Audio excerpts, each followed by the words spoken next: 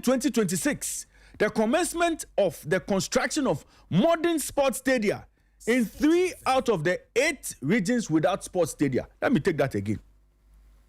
The fourth paragraph spoke about how beginning 2026, government was going to commence the construction of modern sports stadia in 3 out of the 8 regions without sports stadium. The fifth paragraph spoke about the new facilities and what they were going to do in terms of providing opportunity for young athletes to develop their skills, attract sports tourism, and serve as training hubs for regional and national teams. Now, the sixth paragraph said, beyond football, there will be support for athletics, volleyball, boxing, other disciplines that have long defined Ghana's sporting heritage. And the seventh paragraph, the minister took the opportunity to acknowledge the resilience of the Black Stars following their qualification to the World Cup. Ladies and gentlemen, this was what was contained in the 2026 budget.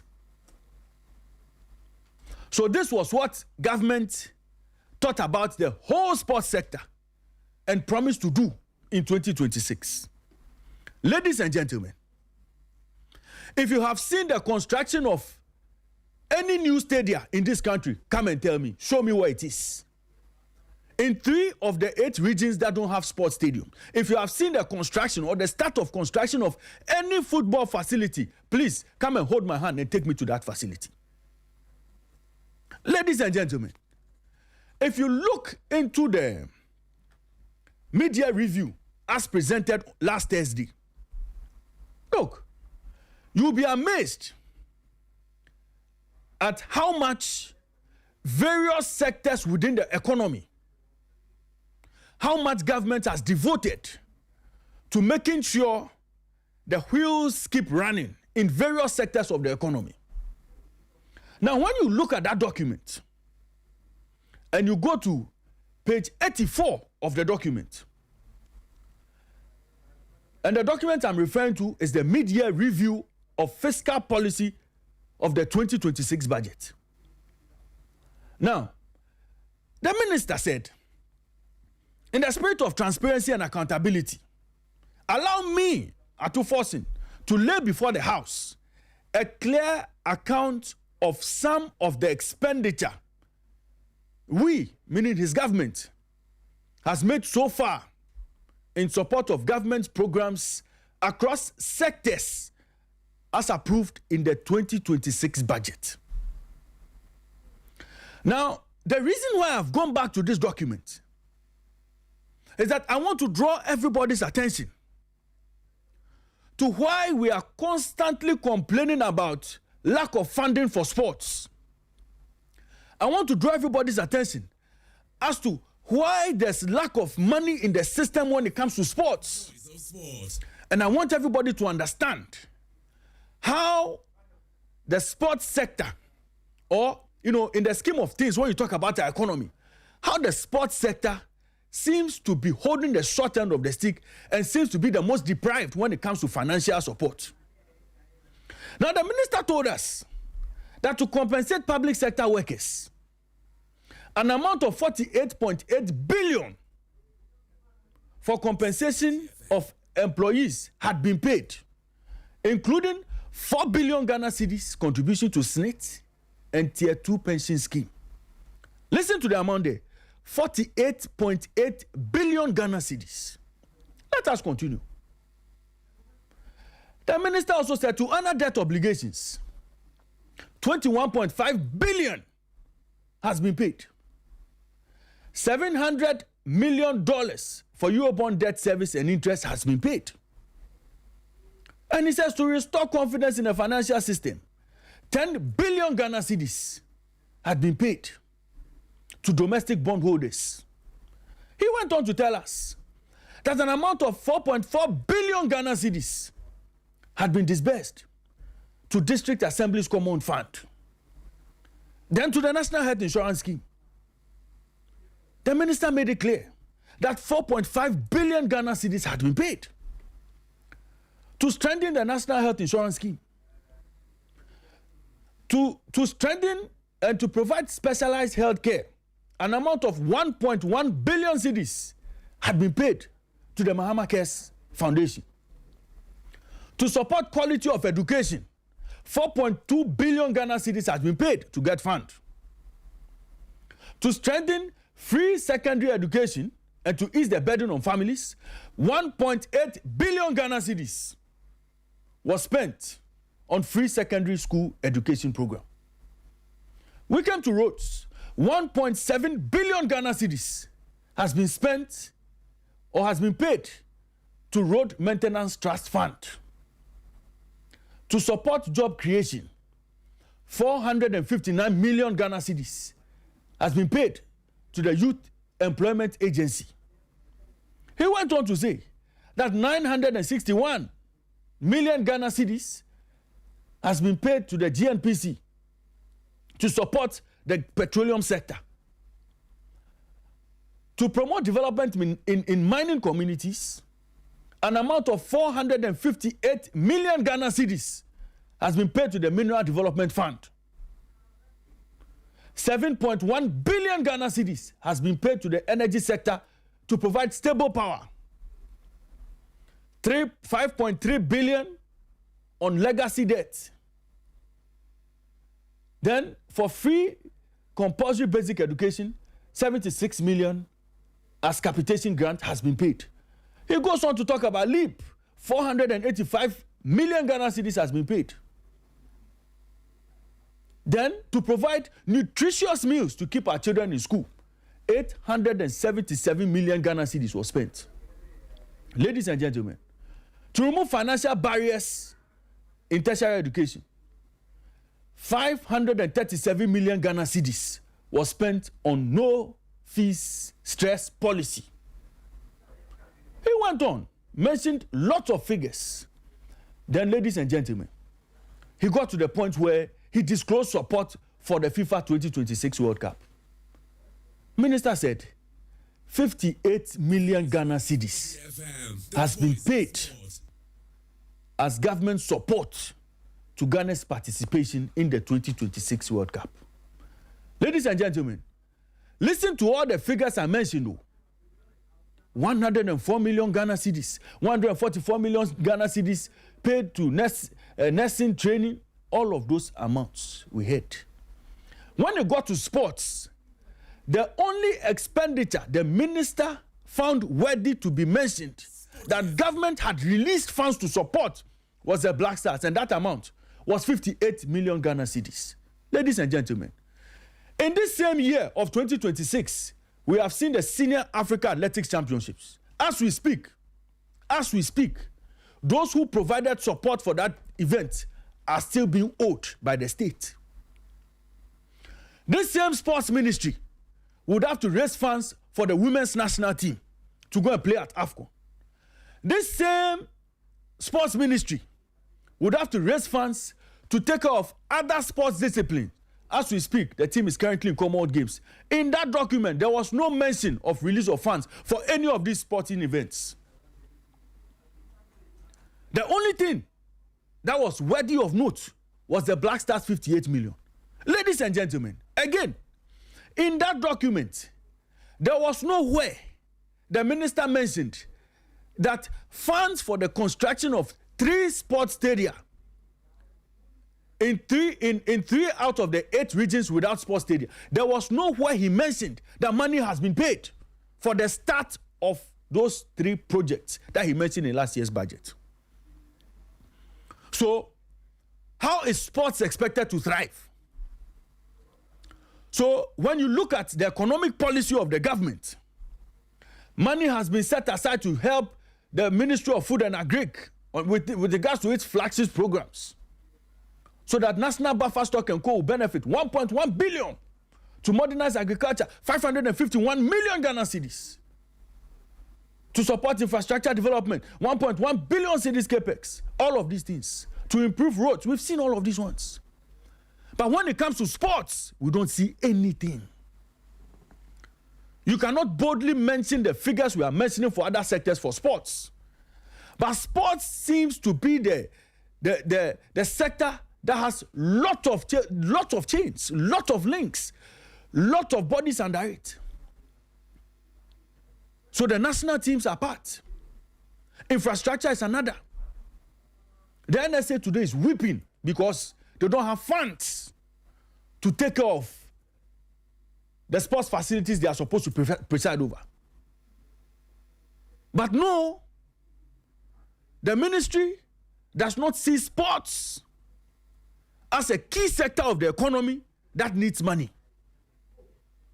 And that is why the only thing that scares them, the only thing that will scare this government will be to avoid a scandal at a World Cup. And so, let us go to every extent to find money to make available so that the Black Stars will not revolt when they go to a World Cup. That is what is important to this government. That is what sports means to this government.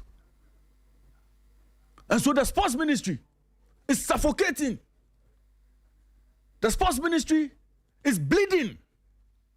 Because all of the sectors that have money, sports is not one of them. And that is why sometimes when there's money coming to sports and sports journalists are pushing it away, mentioning, saying all sorts of things, oh, it's too much, sometimes I laugh. When money is going into sports, some of my brothers and sisters will be claiming that, oh, it's too much. Listen to the figures this morning. We are talking about billions of Ghana cedis. But when it comes to sports, we are talking about 58 million Ghana cedis. That has been the only money extended to sports. And that is even supposed to take care of the Black Stars. Where is Commonwealth Games? Senior African Athletics Championship, we saw it. The women are currently in Morocco. Nasikani Sporty FM. Where is the money? Where is the money? Federations are calling for support. Amateur boxing, they are calling for support. Table tennis, they are calling for support. Volleyball, they are calling for support. In all of this, the ministry is unable to provide all the support. Last time I checked, even the GFA is bleeding because they have pre-financed a lot of expenses as far as our national team is concerned. So even the FA, today, the FA that we feel have a lot of money, they are bleeding because there's no money anywhere. But the teams have to remain competitive. Today, under 20, they are in Yamoussoukro. There's no money anywhere. Sports ministry doesn't have money to do any job. The sports ministry doesn't have money to take care of all of these things. But just pay attention to the other sectors. How government is willing to invest in those sectors. Then when money goes to sports, my good friends will now come and be telling me, oh, this money that we are spending on sports, it could have gone to the road sector. We could have built roads. Look at the condition of our roads. Then another one will say, oh, look at this money we are spending on Black Stars. This money could have gone into hospitals, building hospitals, putting beds in hospitals and all.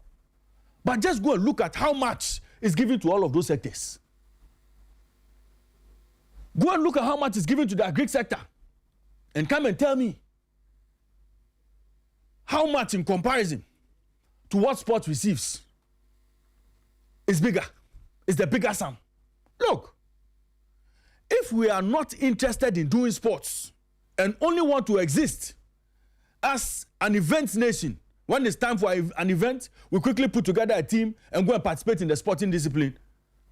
Let it be clear to all of us so that talents will now begin to advise themselves whether they want to stay in Ghana and develop their talent or they'll look for greener pastures elsewhere. Because with this level of funding and with this level of support for sports, we cannot take sports anywhere. We cannot move sports to the next level.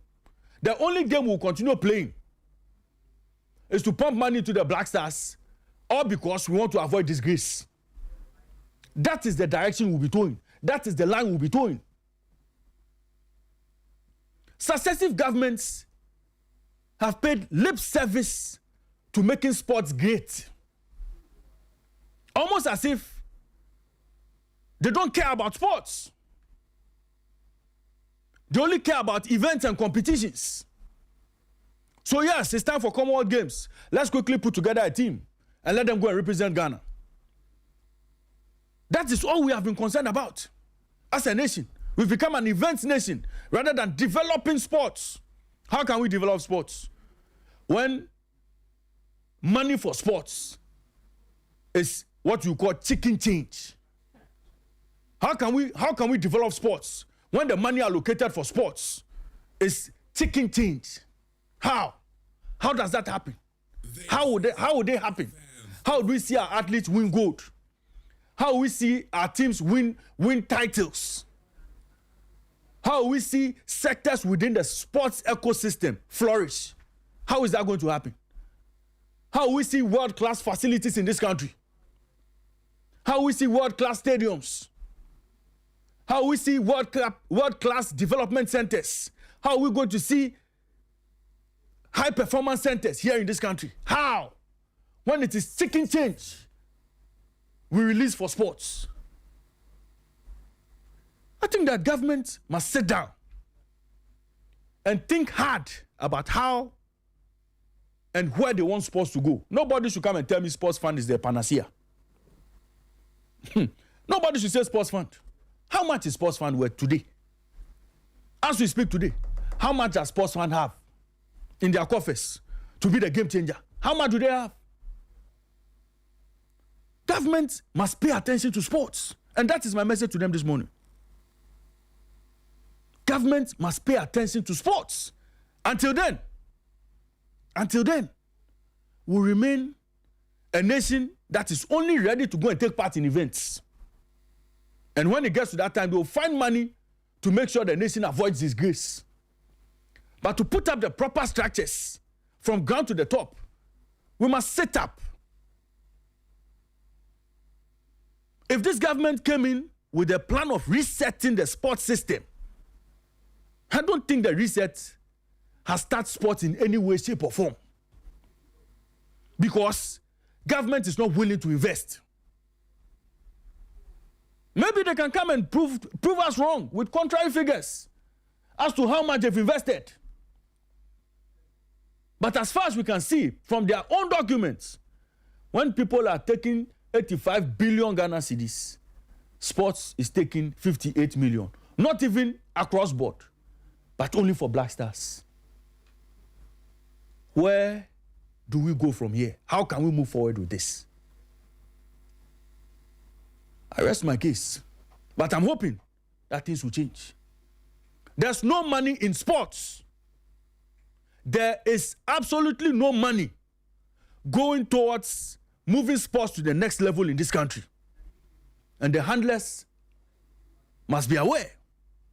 If it is the plan of His Excellency John Dramani Mahama to leave a legacy in sports worth talking about,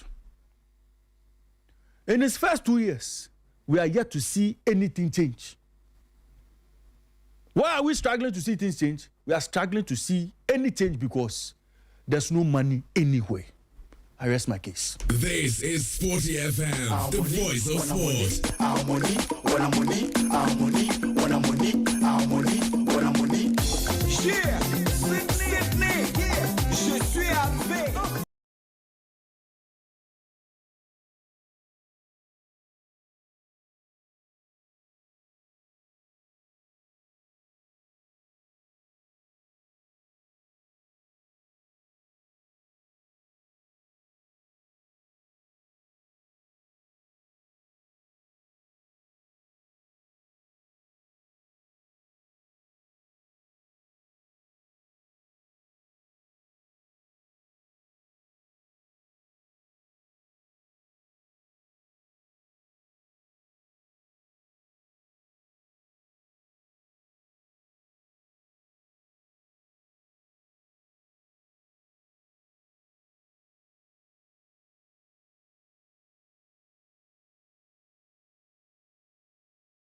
Unity elsewhere.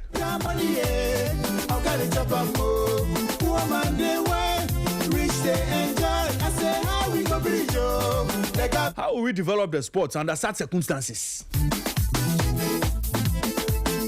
So you see, in the sports industry, when people hear 58 million Ghana cedis, it's wild money.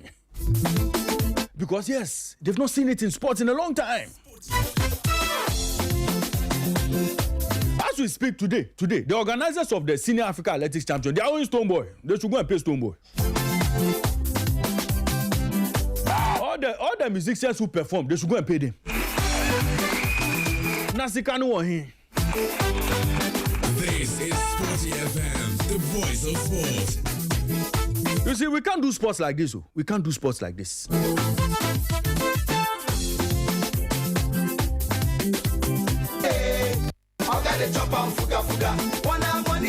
Let me get into a few of your messages. And this one says, good morning, Raymond. This is Sports Messiah from Amasaman Fise. He says, good morning, Raymond. We shouldn't expect any medals from Team Ghana in the Commonwealth Games because our preparations towards the competition was very poor. Wishing the Black Queens the best of luck in the WAFCON.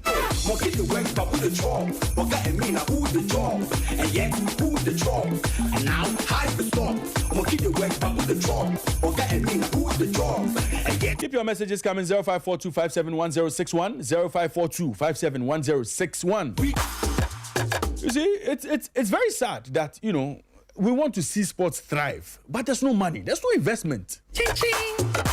Why you give money to sports, you give them chicken change? Give money to sports, you give them chicken change. Come on, By one sports to reach the next level. It's a chicken change. Me wa hey, all correct. Take this, it's a chicken change. Bet again, keep this for yourself. It's a chicken change. Me wa hey, all correct. It's a chicken change. I know they look at your face. I go scatter the place. Forget your yawa for house. DJ, increase the bass. If all your myself they sleep, now I'm one for chillax. No matter how you be neat, your bottom go smell, it be fact. So my brother, do what you like, and turn self for survive. Joe, you be so yeah mine. Champagne go flow here tonight. In the pen, in the hat. This is Sporty Breakfast and live on Sporty 106.1 FM in Accra, 102.5 in Takrady, and 91.3 in Kumasi. This is Sporty FM. Chicken change. Me wa hey, all correct. Take this, it's a chicken change. Bet again, keep this for yourself. It's a chicken change. You see, this chicken change, you know. So they say, oh, sports ministry, you come and take this chicken change. You see, and even that one, they write letters before they release the chicken change. Kevin. Good morning to you once again. Welcome. Thank you. Kevin, you see, this matter that I put on board this morning, you see, it's coming from a place of pain. I know. It's coming from a place of pain. I know. Because, look, when you are going through that media statement, and you read the amount of money that is going into other sectors of the economy, yes, the question you ask is sports not part? Is sports not one of those sectors? It is. So why is it so starved of resources, of funding? Why? So today NSA boss is weeping. Event organizers are weeping. Federations are weeping, crying for support. You see, in our short, there's a young man, Emmanuel Boatin, who's going to attempt 120 kilograms. Yeah. Weightlifting. I think he's currently third on the. Yes. You see, this young man, if we go back to the arm wrestling, the weightlifting federation, and ask them how much support they've gotten over the years to move this sport to the next level, you'll be amazed. Yesterday, I saw Malaysians. Malaysians were winning gold in weightlifting. Malaysians. How? When it comes to strength, now the Malaysians are stronger than we, those who are in this part of the world. You can imagine, and he's done it. You know, he's done well with his 120 kg. So, listeners, you know, the live feed on our screen is Emmanuel Boatin's 120 kg power lift at the weightlifting events in the Commonwealth Games. But you see, Kevin, I think that we should begin to call for better. Yeah. In the sports space, let's call for better. Look, administrators have their own issues, okay, but at the heart of the challenges some of the administrators are facing, regardless of whatever issues will be going on, is the fact that there's little to no investment. with regards to the plans they have to even develop the sport. Yeah. Why so? There's no money. And this money problem, it's a sports ministry problem. It's a government problem. But government is ready to invest in all other sectors, free SHS, health, and all of that. But when small money goes into sports, you hear people saying, oh, this money should have gone into roads. This money should have gone into hospitals. Even the chicken change that comes to sports, you hear all sorts of arguments being made. And I feel that, look, sports must begin to call for better. That is true. We must begin to call for better. That is true, I think. You see, agric, and what goes into agric, we all know how much money goes in there. It's a sector of the economy that we want to see thriving, so that food sustainability will be, there will be food. Why are we not doing things for sports? But sports, you see, sports is also a part of it. Kevin, we have not properly tapped into the potential of sports. Not at all. We haven't. And that is quite disappointing. And that is why we are spending on sports the way we are spending. Because if we really understood the full potential of sports and how it can transform an economy, I am not sure we'll be paying lip service to support, giving support for, we'll be paying lip service to the problems in the sports space. And we'll be pretending to be supporting sports financially. All the things we are doing is pretense. We are pretending to be supporting sports. But sports is limping. But there's no support. There's no support. It's quite disappointing, you know. When it gets to sports, then it feels like, oh, what is it? It's fun. And the reason why I never liked the bit where they say what sports and what recreation. Yes. How do you categorize which one is the recreation, which one is the sports? Then farming. Then are you going to say agriculture and garden? Yeah, imagine. No people do garden for fun. You see? Are you going to do that? And I've always said it that if there's something that there needs to be an approach from all the sports sectors or the disciplines or the different federations, sport, the GFA, boxing federation, or they should come together and put forward a very good fight. Yeah. Let the nation know, let government know, this is the kind of contribution we need. This is how much we are offering to the local economy. This is what we are offering as entertainment, boosting the local economy as source of livelihood, you know, for generations.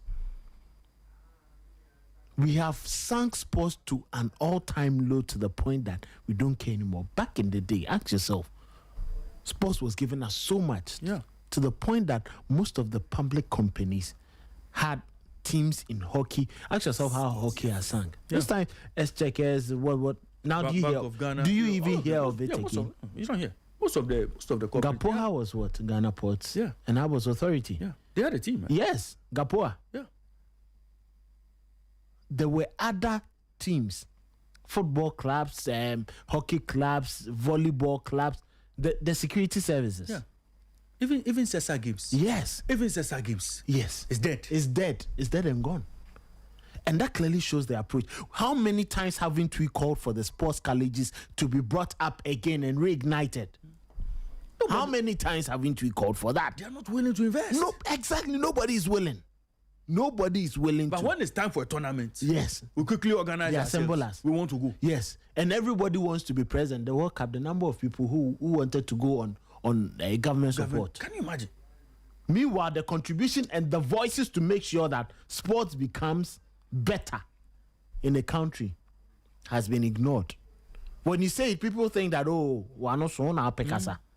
But they forget that the elements that would help us to progress is far more than just what you see, you know, with your naked eyes. Yeah.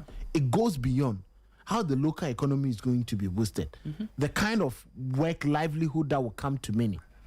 Like I said, each and every single time I go back to, you know, to when Kotoko played in Africa. Yeah. That woman who used just 3 games at the Baba Sports Stadium to pay for the fees of 3 children. 3 children across the calendar year. She paid because of selling pure water, the sachet and bottled water, for just 3 games. 3 football games. Ask yourself what the Africa Games brought.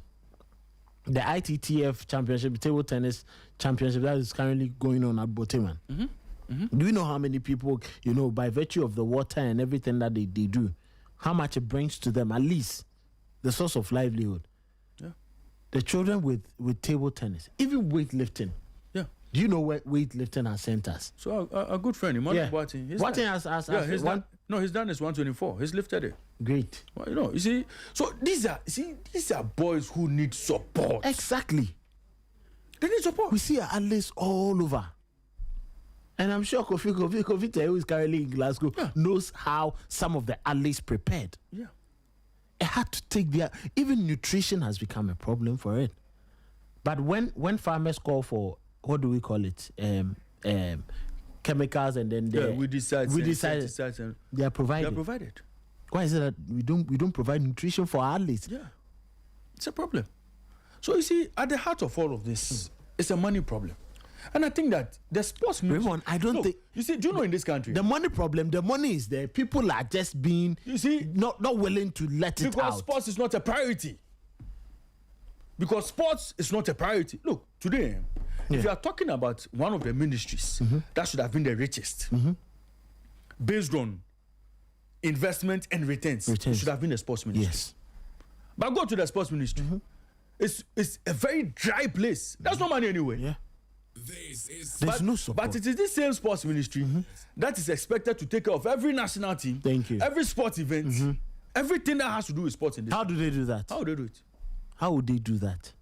Look at how just athletics, track and field is giving Botswana the lift in the economy. Mileage. Yeah.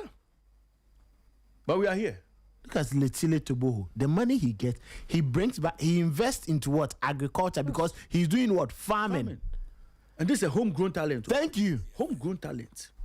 How they found a suitable plan, invested in it, and look at them. Rabiu is doing cocoa. Yes. The football money, he's reinvested, he's put it back into the local economy in cocoa agriculture.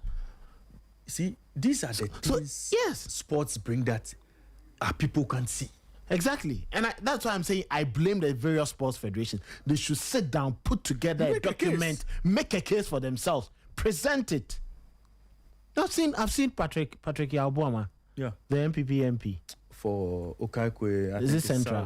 One of the Okaikwe constituencies. Speaking about the dissolution of Ghana football, but he makes very cogent points on why he thinks certain aspects into it. All these people love sports. Yeah, of course. We have Kabnacho Stuttgart in there. Yeah. A former sports president. He's on the parliamentary, sports select committee.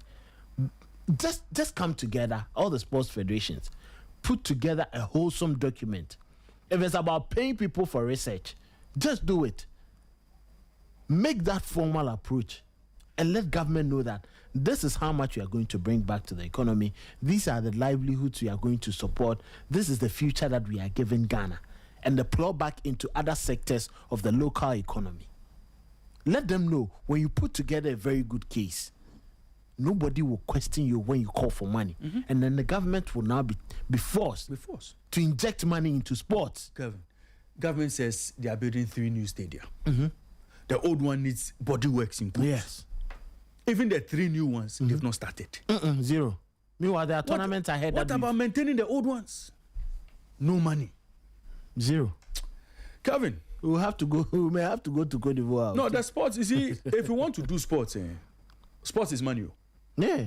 And Morocco today is hosting world-class events, develop sports to a different level, because... Even if you go to Morocco, I always say you go far. Because of money. The Botswana we spoke about, the relay championships. Did you see the stadium? Did you see the kind of organization they put up to welcome the rest of the world for the World Relay Championships? World, not Africa, world. That is sports going to the next level. Yes. Even when you go to Rwanda, Kofita was there. Is it the BK Stadium? Yes. It's BK Stadium. Yes. Go and look at that facility. Go and look at the facility. Magnificent edifice. They're investing. Magnificent edifice. Well, we'll come back to that. You see, it's a discussion would carry on. And when I get a chance to speak to those who are holding the power? These are questions we'll be asking them. Why is sports holding the short end of the stick when it has the potential to do so much? Our good friend Emmanuel Boateng is having his third attempt, 127 kilograms. David Kofita is on the line as well, joining us all the way from Glasgow. He's going to bring us up to speed on what to expect as far as today is concerned and what they have done over the last few days. So his third attempt has been successful, 127 kilograms weightlifting. Emmanuel Boateng has done it again. These are live videos on our studio monitor. David Kofita is on the line. Kofita, good morning to you and welcome to Sporty Breakfast. Good morning, Raymond. Good to have you. Morning. Good to have you. Thank you. Thank you very much. I saw you over the weekend at the Celtic Park.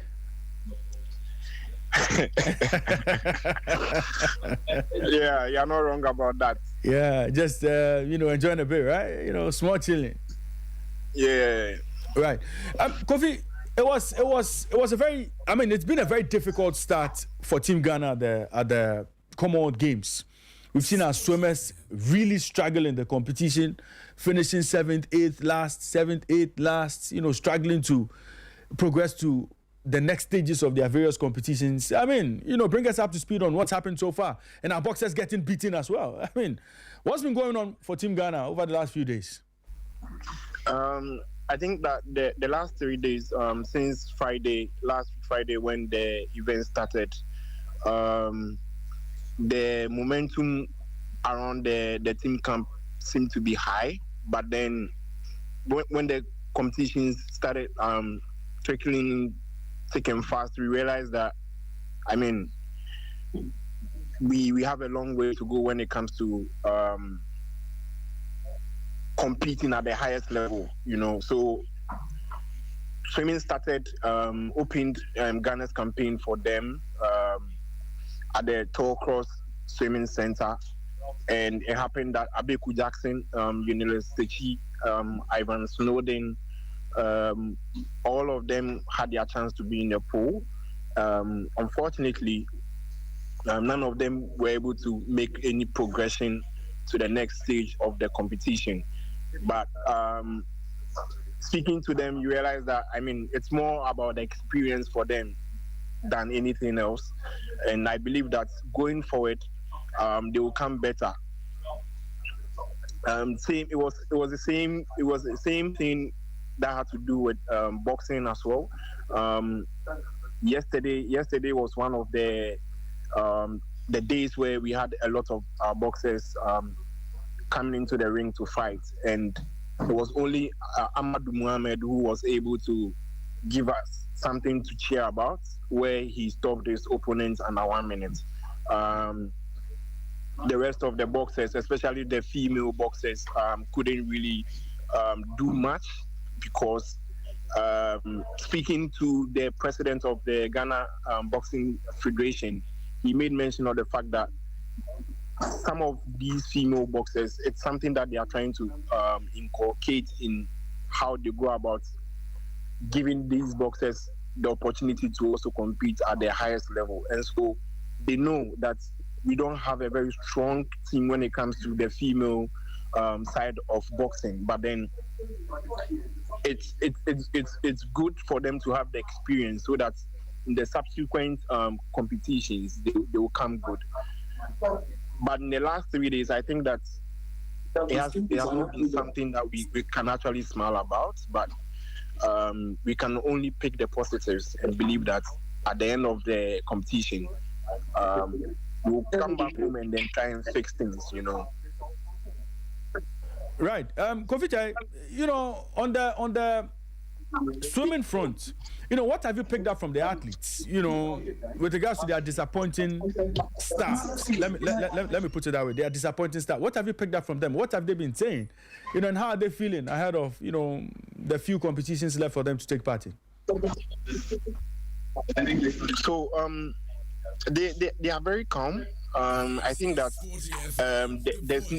there's no weight of expectations on them. They are just trying to do their best for the country. It happened that things didn't go well as it should, but they are very calm about everything, and very hopeful as well that things will become better in the coming years.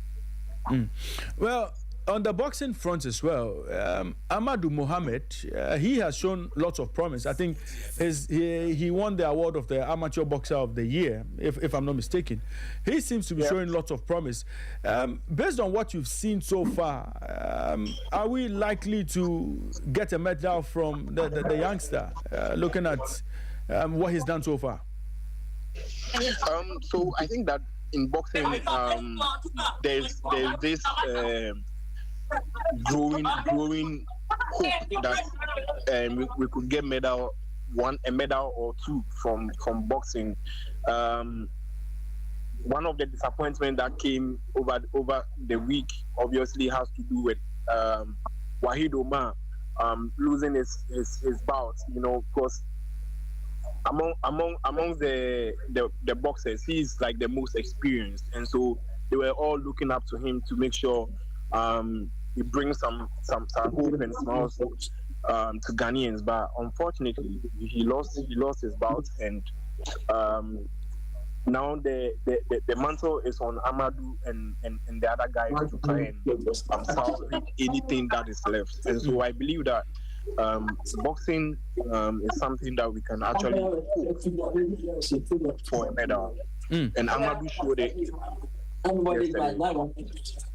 Right. Today is day 4. Today is day 4. What should we look forward to as far as today's order of play is concerned? What should we expect in the competition today? Right. So today is actually packed with a lot of competitions, and the venues are obviously scattered, and so one of the things that we discussed yesterday as media men is to try and get ourselves dispersed, right? To be able to cover almost all the events so that we don't miss out on anything. And so currently I am at the Scotland Stadium where athletics will be taking place. And so if for anything at all, everything that has to do with the 100-meter heat, I will be here to cover it.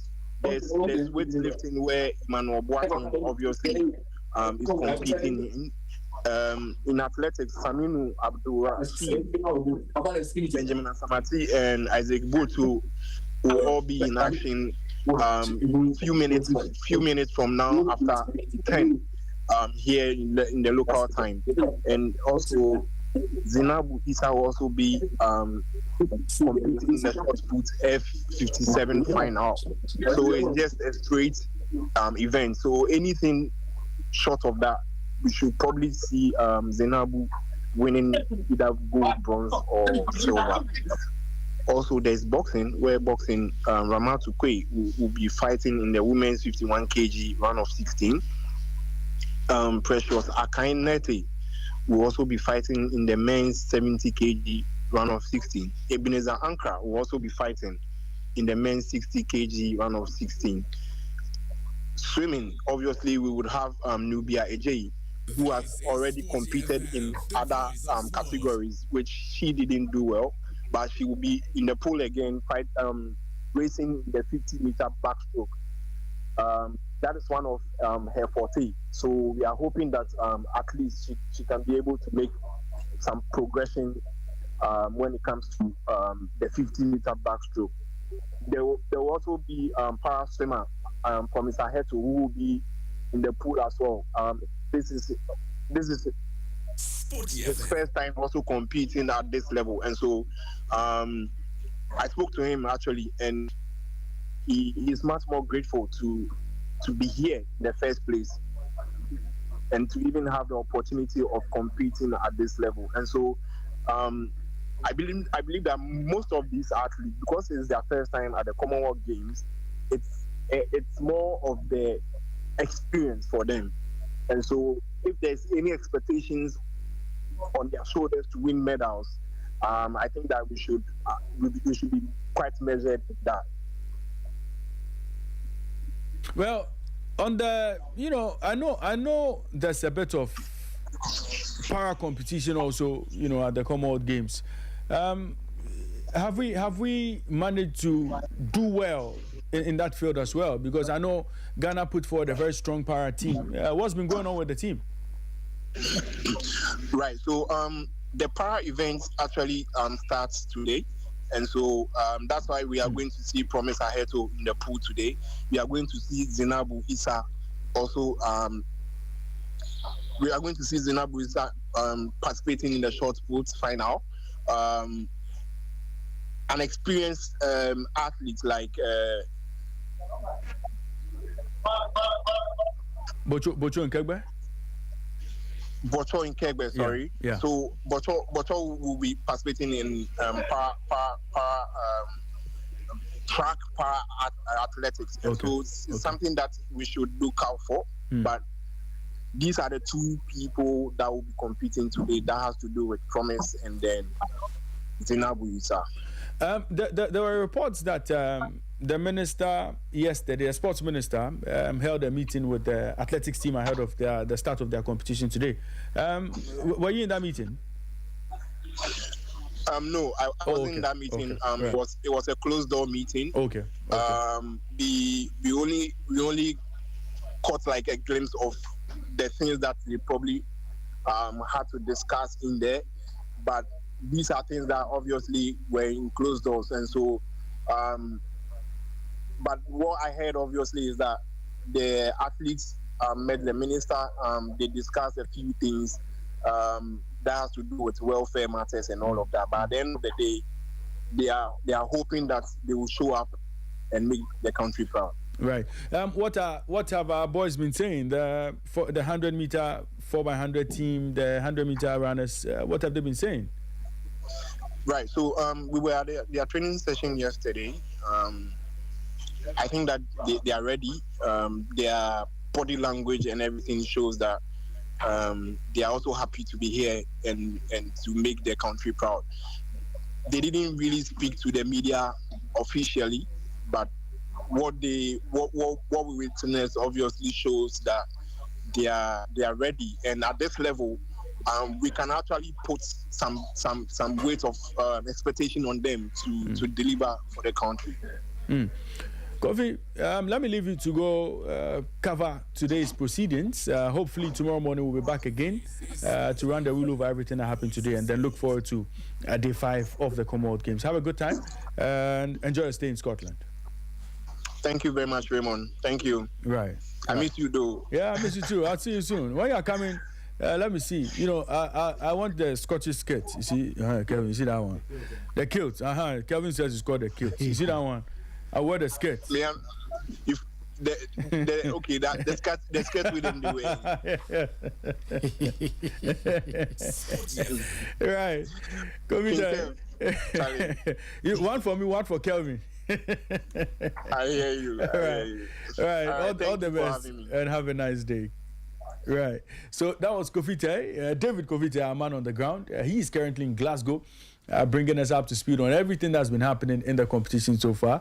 We'll touch base with him hopefully tomorrow morning or later on in the day's programming. Later on, he'll be on Sporty Drive, and then we'll get into more of the things that would happen today, and I'm sure they'll run the rule over everything that happens in the morning session, during the morning session of today's competition. Let me read a few of your messages. I'll open the phone lines in a bit, but let me get a few of your messages. Good morning, Raymond. I'm Augustine from Ghana. It's very sad. Ghana is joking with sports nowadays. Even other stakeholders are not interested in fighting for sports to shine. Just imagine Ghana hosting AFCON, hotels, food sellers, transport system, etc. Well, Ghana will benefit hugely from it and boost the economy. It's very disturbing for me. That one is coming in from, I didn't get the name. If you can just, okay. Well, I didn't catch the name, but okay. Well, lots of messages coming through. 0542571061, 0542571061. Oh, a country called Ghana. Why? I'm just hoping the Queens perform well at the WAFCON. This one is coming from page 4 at Oyarifa Mall. So a few of your messages coming through. Because Kevin, let's talk about Commonwealth Games. And over the weekend, it was a horror story for a lot of swimmers. Lots of disappointment. Abigu Jackson, despite setting another national record, not making it into the round where you can actually get to aim for a medal. All of those things have happened this weekend. I mean, take me through what you observed following, some of the events that took place, especially on the swimming front. Well, they've always glittered to deceive, and it's quite an unfortunate one. And you can't blame them so much because preparations. Ask yourself, what goes into the preparations? We forget that, there is that saying, garbage in what? Garbage out. Garbage out. There is no way you put garbage in and you expect that you get something solid from what you've put in. I've always said, if we are conscious, if we are eager to improve and produce the very best of talent, the very best of athletes and performers at top level, the best thing that we can do for ourselves, the best thing that we can add up is to make sure that we give our athletes the best of preparation. Absolutely. Some may not be good, but we've time and time again, if you give the right preparation, if you give them the right platform to learn, to improve, they become better than what they are or they were previously. Mm-hmm. Because these people come on their own individually throughout the entire year or 6 months before the tournament, have their own preparations. There are times they are limited. It's because they come from very good homes. You remember Abiku Jackson got to a point he wanted to stop. Yeah.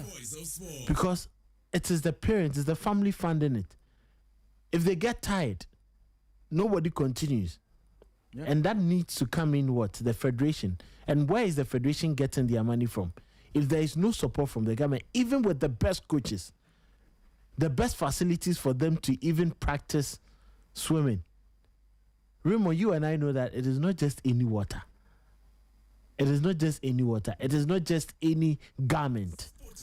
It is not just any training. It is not just any diet. No. That should get you in there.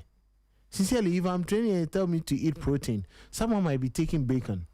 Yeah. What would I be taking? I'll be eating beans. Yeah.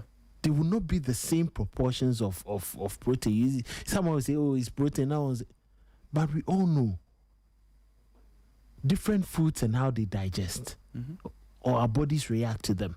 That's true. There's virtually no scientific approach to all the sports that we are doing. It's still the olden days. Just you go on your mechanical way. Very little technicalities applied.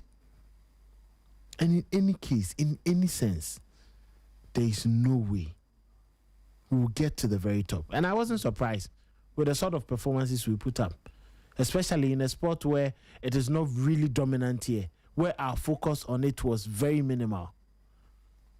There's absolutely nothing you could have done about it. So, may I say, yes, for those who even managed to finish just a few seconds off. Did anybody Did anybody finish a few seconds? Yes, we saw some finishing below their personal best. Yeah. All because I'm asking, did they even have any international tournaments to prepare before this? No. Mm-hmm. Not even on the continent. Yeah. Even in Accra, did you hear of the swimming championship where at least you could go there to have the battle? I think we were supposed to host the Africa, the Africa Aquatics Championship, right? Yeah. But funding issues and the whole swimming association impasse with their own stakeholders. Very good. If we are not able to go, was moved from here. If we are not able to go, what is the duty of the NSA when they know that there's this championship ahead? When we know there is this championship ahead. Well, I mean, to be fair, if you fail to prepare well, you go to the event, you go to the tournament, you go to the championships, and you fail. You see, I think that the issues the swimming association had with their own stakeholders also contributed, because a lot of time was spent trying to resolve the impasse. So what about what about the swimmers themselves? Running the coaches were not part of that impasse. Well, So why not in everything, even if it's Kwesi winning or if it's Kwejo winning, eventually these athletes should not be affected. The institution existed, the federation existed. For even athletes to even walk up out to administrate to the secretariat, it's quite a long, it should be a very lengthy organogram, which shouldn't affect them. The only problem should be at the very top where you people are fighting for your leadership. But at the base, where the principal actors, those who make you the president, should you neglect them? No. They shouldn't be neglected. And that is why I've always called for it, that when we have leaders, they should look at the progress, the overall progress of the institution. But our part of the world, just like we said, they are not interested. It is the glory for the individuals more than the collective progress and goal of the entire body, or the athletes, or the competitors, or the swimmers. And that is why we are where we are. We saw Jackson, we saw Nubia J, we saw all those ones. They had always been performing and giving the very best. But all what they needed was a little bit of a push, which was virtually absent.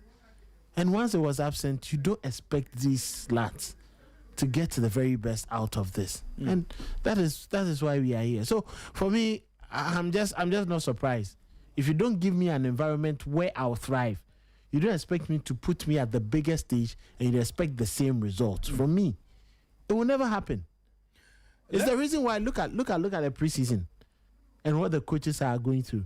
Why are they playing certain games? Because they want to see certain reactions, different reactions from different players, different models, different plan, different tactics, so that when players adapt to it, when the season begins, they know that, oh, come on, we've experienced this before. We've faced this before. This challenge has already been overcome. So it is only a new competitor I am facing or a new environment I'll be playing in. How is that difficult for them? It becomes very, very little with regards to difficulty level. But here, no opportunity, no environment. They train alone in a quiet environment. Raymond, we cannot discount that when athletes get into an arena, the fans alone, the supporters alone, the people they meet, even the conditions, the machines, the technology, the equipment they see, could actually, derail their chances of performing, or because mentally or psychologically they are not there, or they may not be there, or they will be broken before they even begin. So, it's quite sad. The competition continues today. Let me take you through what to expect. Emmanuel Boateng, he has already started his weightlifting contest, 71 kg. Emmanuel Boateng weightlifting men's final. Then you have Saminu Abdul-Rashid, hit 200 meters. Benjamin Azamati hit 500 meters. Isaac Bocho hit 900 meters. The competition would start at 10 minutes past 9. Now you have at 9:57, you have women's 50 meters backstroke. Nubia Ejay hits 3. And then at 10 a.m., you have women's boxing, 51 kg, round 16. Ramatu Kwe versus Amber Jane Wall. As for this one, I dare say Ramatu will be beaten in this one. We don't have to mince words. So anybody who is watching, just know that Ramatu will be beaten. We know the quality and the strength of Ramatu. Now, at 10:30, you have Ebenezer Ankara, 60 kilograms, around 16 men's boxing. You'll be in action. And then you have 100 meters breaststroke, SB9, Promise Aheto, at 10:56 a.m. And then at 12, you have Deborah Champon, hit 8, women's 100 meters. And then 70 kilograms, around 16. There's a boxing bout, Precious Akainete versus Elijah Kyokata. Okay, that's bouts that will be happening. Men's 70 kg, and then men's 80 kg, around 16. Desmond Papo versus Josh Tonga, and then at 7:05 p.m. you have shot put F57 final, Zinabu Issa, and then 7:15 p.m. women's 800 meters you have Abigail Abugri hit 3. So very packed day in the Commonwealth Games, day 4. We'll see how things go. We wish Team Ghana well. We wish our athletes all the best. Coach Kwabena Danso is on the line. We'll get into, matters arising from the local game. Hearts of Oak, their new man is in. Kevin, Nebosha Kapo. Yeah. Hearts of Oak have announced that they have a new coach. And this morning I was saying this, and coach would explain to me why this thing seems to happen very often. When Hearts of Oak have a foreign manager and they sack him, Kotoko must react, sacking their manager too. When Kotoko have a new coach, foreign coach, Hearts of Oak must react, bring in a foreign coach. This thing seems to be happening all the time. Coach will explain to me why these two clubs always want to do the same things all the time. But Nebosha Kapo is Hearts of Oak's new coach. We'll get into that in a bit. But Coach, good morning to you and welcome to Sporty Breakfast. Yeah, good morning, Raymond. Coach, Hearts of Oak and Kotoko, they've started their twin business. Yeah, They both have they are twins. So you see, they are twins. They both have foreign coaches. One cannot do it without the other. I tell you, they both have foreign coaches before the start of the 2026-2027 season. One has employed Eric Tinkra. That is how the name would go at a point in time, Kevin. Isn't it? Eric Tinkra. Beg you, Eric Tinkler. when the Lalation enters, it is Eric Tinkra. At a point we'll hear. Yeah. Coach Eric Onyade. Crystal Paris. So it's Eric Tinkler on one side and Nebosha Kapo on the other side. Coach, who is Nebosha Kapo, and what does it bring to Hearts of Oak? Hello, Coach, can you hear me? Yeah, I can hear you now. Yes. So I was asking you about Hearts of Oak's new man. I'm sure you followed his exploits. You know the kind of coach he is. You know what he's done in the past, playing in the local league. Who is he? To those who don't know him, who is he, and what does it bring to the Hearts of Oak table? Okay, Raymond, thank you once again. A brief thing about Eric Tinkler and then Nebosha Kapo. You see, for these coaches, the last time I was speaking to a foreign coach who was coaching in the Ghana Premier League, and he told me one thing, that whenever they enter into the Ghana market, whenever they are in Ghana to coach, the most important thing that they do is not even tactics, but it is discipline. They just instill discipline within the team. So there are standards that they set, that these are the standards. You cannot go below those standards. And trust me, it is working for them. So for Nebosha Kapo, for Eric Tinkler, even before their tactical acumen, even before whatever it is that they can do in terms of tactics, I think that discipline issues is all in terms of discipline. They are going to ensure that there's discipline within the team.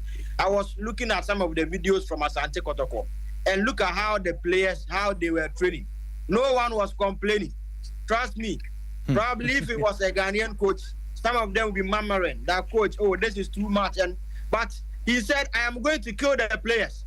And when they asked the players, they said, oh, we are okay with that. The coach must kill us. Raymond, imagine if it was a Ghanaian coach who said, I am going to kill the players. And then the players were given the chance to talk. Probably they would have said something different. So it's about the discipline that they instill in their teams. And to me, it's one of the things that I'm going to look out for. In the season for Asante Kotoko, we had a lot of disciplinary issues, a lot, from playing body. At times it was even player and then a coach. To some extent that there were rumors that Kwame Poku, who was their striker, was questioning the training methods of the then, step-in coach Hamza Obeng. So there are these issues with regards to disciplinary issues. So with these two in quote foreign coaches, I think the first thing that they are going to work on is the disciplinary issues in the teams, and to me, it is really going to help. We know Nebosha Kapo has been in the Ghana Premier League some time back. He coached Tema Youth, he managed Betem United, and then his last job was Midyear SC. He also, I think somewhere in December 2024, he was sacked. Or, there's this thing we normally say that the coach and the club have mutually agreed to end their relationship. But, I mean, what during his time in the Ghana Premier League, managing these clubs, what were the exceptional things he did, worthy of note during his time in Ghana? Okay, so before that, let's look at the teams that he coached. Tema Youth. What is the model of Tema Youth? To develop young players, give them opportunity, let them make mistakes, correct them, and then sell them. After that, he went to Bechem United. What is the game model of Bechem United? Similar to Tema Youth. Give the players that chance to develop and then mature in the game, then the club can sell them. From there, he went to where? Midyear.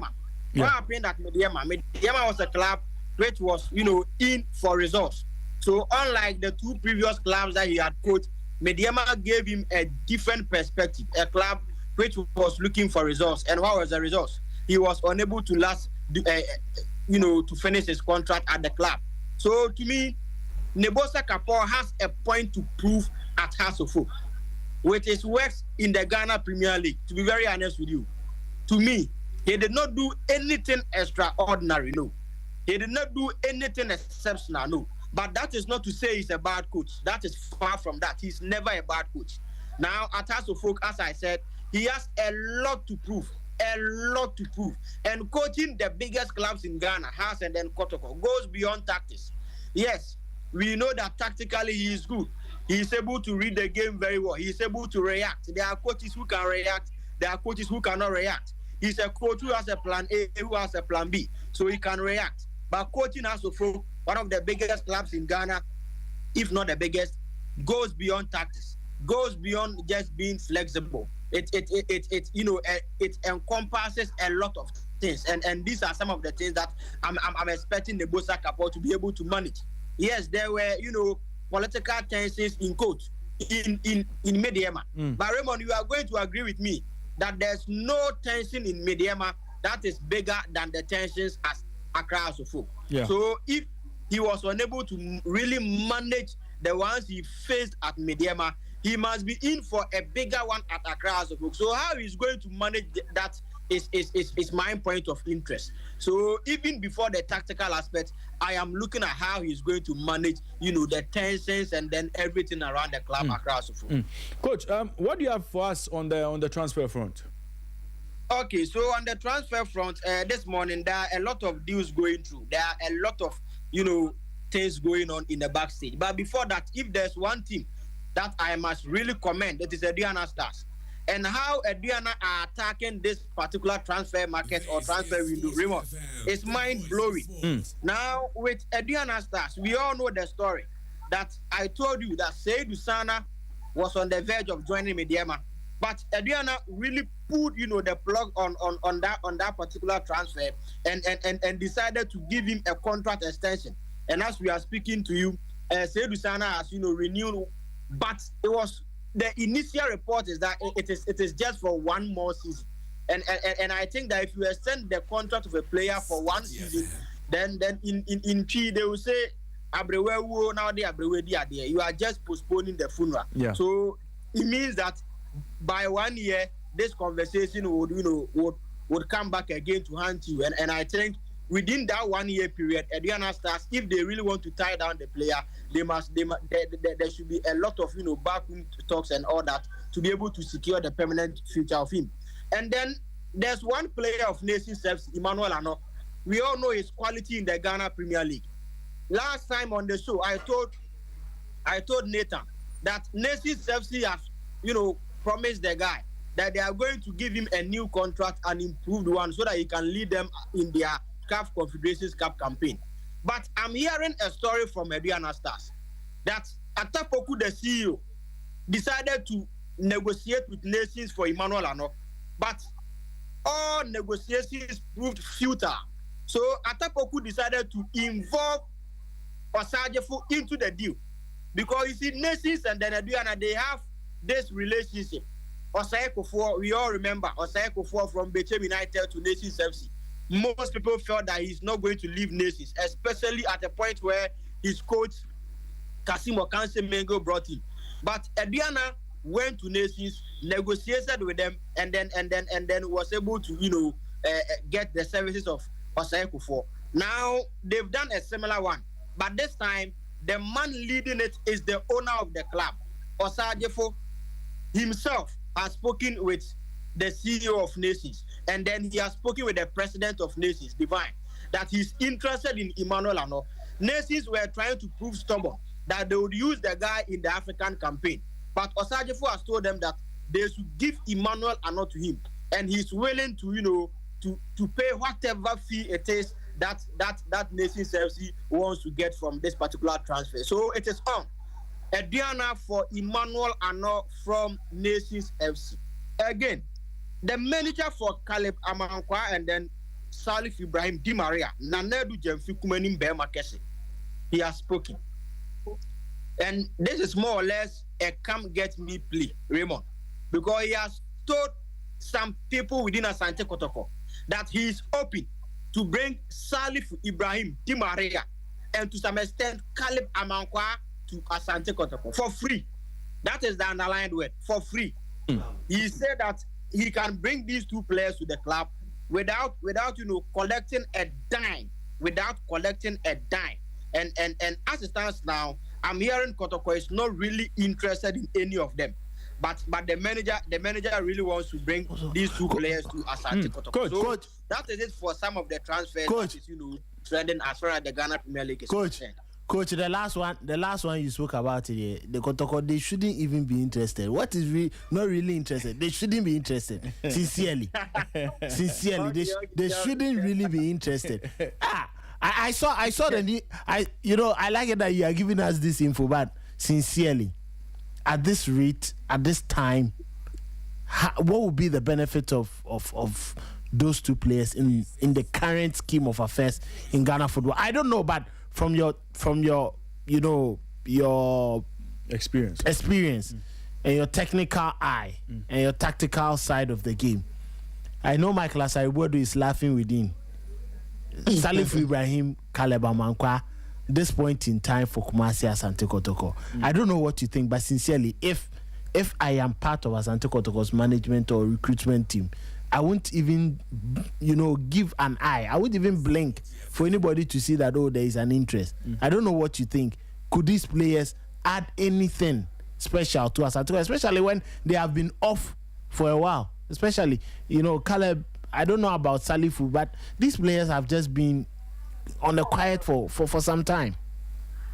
Yes, Kevin, I agree with you. Because to me, the best years of Di Maria is far gone. The best years of Caleb Amankwa that we knew from Wafa, the Caleb Amankwa that we even knew from Adriana from House of Folk, to me, is past gone. So Kotoko should move on to different players. And as I said, as it stands now, they are not really interested in securing the services of those players. So let's look at how it is. And just now, Adriana has also unveiled some alternative. You see, this transfer was completed even before the Premier League or the Ghana Premier League, went to an end. Also, before the end of the season, Adriana Stars spoke with Tenedu, and then Tenedu gave them his word that he'll be joining them. And to me, what even fast-tracked it was the fact that his coach at Berekum Chelsea, Samuel Boadu, is also with Adriana Stars, the Oja boy. So Tenedu has also been confirmed by Adriana Stars. Well, Coach, before you go, I'm told you have some boxing update for us. If you could quickly, definitely take that through before you take us through that before you go. I know our good friend Errol Spence, he failed in his comeback fight against Team Zhu. That was a very sad one. And then we all know our good friend AJ. He came back from the dead in round 1 to win in round 2. Just take us through that quickly before we let you go. Okay, so Raymond, first of all, I'm going to start from Anthony Joshua against Christian Prenga. But before the bout, I would like us to look at this image that I've said.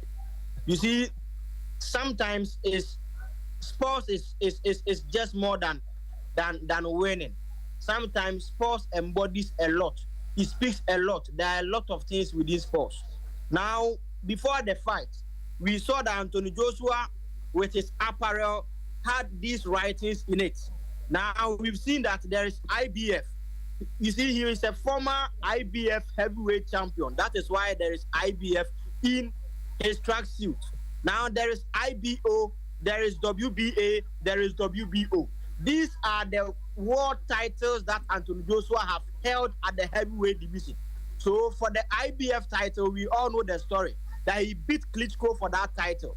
For the WBA, we know that Anthony Joshua, after beating Andy Ruiz Jr., was a WBA champion, and even for the WBO title. But we've seen Cena and then Lats as part of the writings on the apparel of Anthony Joshua. These are not championship belts. No, these are names of close people to Anthony Joshua. We know the story that just recently, when Anthony Joshua came to Nigeria, he was involved in a serious car accident, and unfortunately, two of his best friends, couldn't make it. Cena and then Lats. And at a point, Anthony Joshua decided to stay off boxing. Now, in his comeback fight, he decided to pay homage to two of his friends, Cena and Lats. So that is it. If you've seen, these writings on the apparel of Anthony Joshua, it is not championship belt that he won. No, rather it is in memory of his two friends that couldn't make it as far as that accident is concerned in Nigeria. Yeah. Now, this weekend there was two big bouts in the heavyweight division. The first one was Tyson Fury against Marius Watts, and then the second one was Anthony Joshua against Christian Prenga. Now, Raymond, what makes this fight interesting? That this is a fight that we call a tune-up fight. A tune-up fight. Now, in boxing, at times, if there are talks for a big bout, the boxers involved can decide that, okay, we will fight, but we want to have a preparatory bout before the big one. We want to have a tune-up fight before the big one, just like in football. Some teams decide to play friendly matches before they play in the competitive fixture. It is the same, idea. So Tyson Fury, before fighting Anthony Joshua, decided to fight in a tune-up fight against Marius Watts. Anthony Joshua, before fighting against Tyson Fury, also decided to fight in a tune-up fight against Christian Prenga. The good news is that Tyson Fury won in round 7, a knockout or a TKO in the 7th round against Marius Watts. Anthony Joshua won in the 2nd round against Christian Prenga. But Raymond, to be very honest with you, the performances of these two boxers were nowhere near elite. Let's be honest. The performances of Anthony Joshua and even Christian Prenga was nowhere near elite. To be very honest with you, Raymond. Because you see, football focuses solely on results. Yeah. But boxing focuses on performance and results. So boxing, the two of them goes hand in hand. Now looking at Anthony Joshua, or let me even start from Tyson Fury. He fought first. Tyson Fury was fighting against Marius Watts. Now we all know Marius Watts. He is a washed fighter because he has passed his prime. He is closer to 50 years. The guy Tyson Fury fought, Raymond, he is close to 50 years. So it tells you one thing, that he is not a boxer or a fighter who is in his prime. Yeah. So for a fighter like Tyson Fury, you must easily dispatch him. That's correct. Not to talk about the last fight for Marius Watts. It was against Moses Itaoma.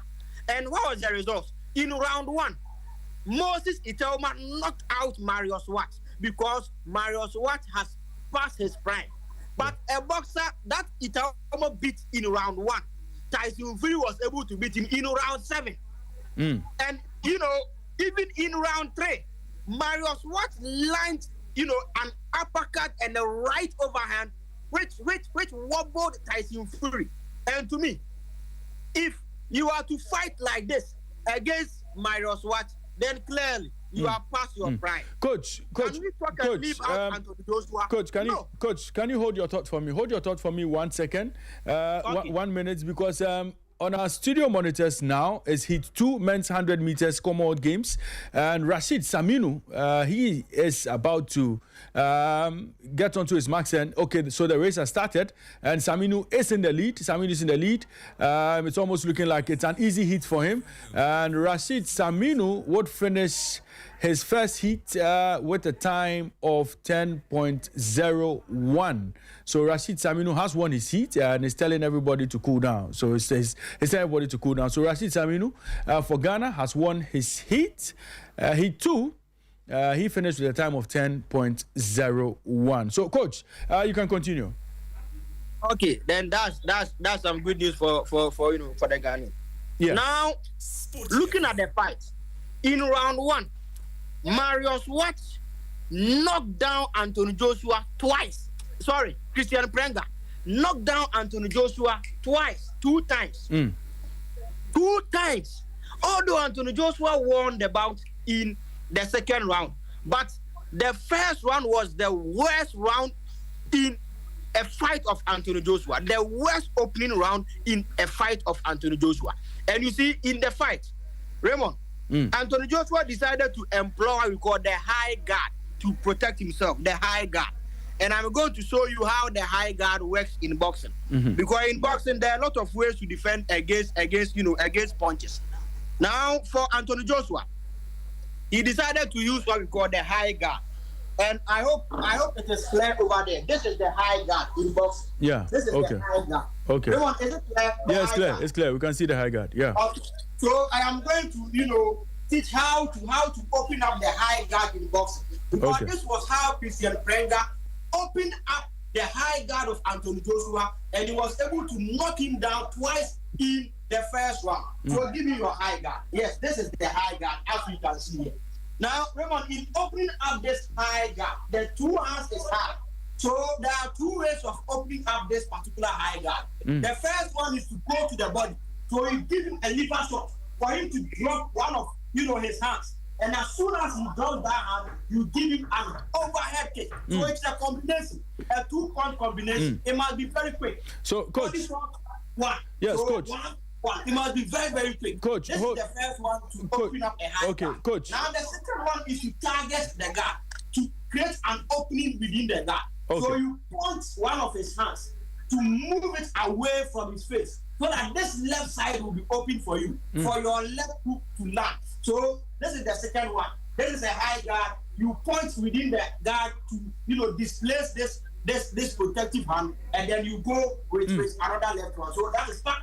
Then you go. So these are the 2 combinations that you can open up, as far as the high guard is concerned. Right. And these were the ways that Christian Prenga decided to open up the guard of Anthony Joshua. And in the first round, he was successful knocking down AJ twice. But in the second round, we all know the story. Anthony Joshua was able to land one of his monstrous, right hands, and he was able to get the victory. But you see, beyond this particular fight, now it is open for Anthony Joshua to fight against Tyson Fury. Raymond, this fight is a fight that, to me, it has been far been calling for as far as this particular fight is concerned.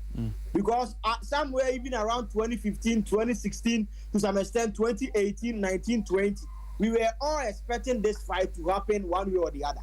But we could not get this fight, happening. Now is the time that we are going to see Anthony Joshua against Tyson Fury. To me, there's one question Anthony Joshua must answer. That is his point resistance. The point resistance. You see, boxing is about giving a punch and taking a punch. It's not only about giving the punch, but you give and then you take. For Anthony Joshua, and the stage he is now, he is able to give a punch, but he's unable to take a punch. So look at Anthony Joshua against even Jake Paul, how he easily broke his jawbone because he has that power, he can give the punch. Look at how Anthony Joshua knocked out Christian Prenga because the power is there. Just recently we saw Anthony Joshua against Francis Ngannou. The power is there. But can Anthony Joshua take punches? The answer is no. The punch resistance is simply not there. And to me, as soon as you land a big one on Anthony Joshua, he goes down and it becomes very, very difficult for him. For Tyson Fury too, we know Tyson Fury because of his movement. Yes, he's a heavyweight. Most of the time, heavyweight boxers, they are not associated with movement. Movement, footwork, some of these things are for lightweight to some extent for waterweight boxers. But for Tyson Fury, a heavyweight, he was excellent in terms of his upper body movement, his footwork, and even in showboating. But looking at Tyson Fury now, the movement has reduced drastically, and that means that you can target him, you can land something big on him. So it's a bout between two boxers who have lost a lot in terms of their firepower in boxing. Anthony Joshua now doesn't have any point resistance left in him. I'm thinking that even if I decide to train for maybe 2 weeks and I land one of my big right hands on Anthony Joshua, he's going you can down. take him down. But if he lands on me too, that would be game over. So, right. So that is it for Anthony Joshua against Tyson. You see, it's an all British affair, and we know the story that whenever British boxers are fighting, there is some rivalry within them. So even if they are past their primes, they try to do something for us. So we know the story of Nigel Benn and then Chris Eubank. Yeah. This was a fight that even transcended to their sons, to the extent that it was a generational fight. Yeah. We know the story of Anthony Joshua, Dillian White. Dillian White felt that the journey that Anthony Joshua had in boxing, it should have been him. So there was that rivalry. We know about Lennox Lewis and even to some extent Frank Bruno and all of these fights. Just recently we saw Daniel Dubois, the Dynamite, against Fabio Wardley. So whenever it is an all British affair, although the boxers at times are not in their primes, but because of the rivalry, because of the history between them, they give it their all, and that is what is going to sell this fight. Now, there is an issue with the location, because for an all British fight, everybody was expecting that the bout would be in UK, either in Wales, either in the Tottenham Hotspur Stadium, or even at Wembley. But Turkey Al-Sheikh, who is promoting this particular one, who is financing this fight, has told the British people that the laws in UK that is preventing bouts from taking place around 1 a.m., 2 a.m., he is not going to succumb to that, because in UK you cannot fight later than 11 p.m. And to Turkey, he is looking at the American market, that this bout he wants to target the American market, and to get them to watch this bout, he needs this bout to happen somewhere around 1 or even 2 a.m. UK time, which is against the laws of UK. So now we are going to see, are they going to accept it or they are going to stick with it? Because if they stick with it, it means that the all British affair between Tyson Fury and then Anthony Joshua will be in the US and not in the UK.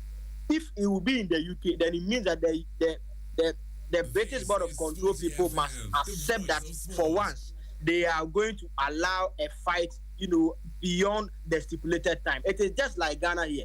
You see, after the May 9th, Kotoko and Haas, we don't play Kotoko and Haas in the 9th.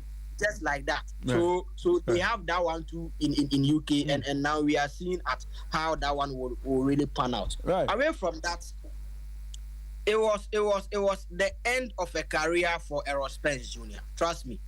Because for Errol Spence, wow, what a career for Errol Spence Jr. And we all know Errol Spence Jr. at a point in the welterweight division, he was the king. He was unified IBF, WBC, and then the WBA World Welterweight Champion. Errol Spence Jr. was a fighter nobody wanted to fight, because he did not even do tune-up fights after beating Carl Brook. Look at his resume. He beat Carl Brook. He beat some of the top names, Danny Garcia, Sean Porter, name them, your Dennis Sugars. So Spence was beating everybody. And just like Anthony Joshua, Spence also had an accident. And after that accident, Errol Spence has never been the same Errol Spence. In 2023, we saw how easily Terence Crawford really beat him. And from that point, 2023, was it 25th July 2023 till now, Errol Spence had never fought until he decided to fight against Tim Tszyu, last weekend. And it was a fight that clearly, Errol Spence was past his prime. No reaction, no reflexes, no footwork. Come on. This is not the Errol Spence that we knew. This is not the Errol Spence who was dominating the welterweight division. And after the bout, he said this. It was a good showing from him, or from Tim. He was referring to his opponent, Tim Tszyu. I answered a lot of questions for myself. Now it's time to go home with my family and start a new life. this has been a great journey for myself. It's time to live family life. So there were a lot of questions. People doubted Errol Spence to come back. Spence said he knew he can come back. So he wanted to prove people wrong. But as he rightly said after the bout, he answered a lot of questions that, come on, guy, you do not have it again. So you must stop. And I'm happy that Errol Spence decided to quit boxing just after, that particular bout. So that is it in the world of boxing. In this particular, or as far as this weekend is concerned, we saw Tyson Fury winning, but to me, the performance was very bad. Anthony Joshua winning once again. It was a very, very scary one because he was knocked down twice in the first round.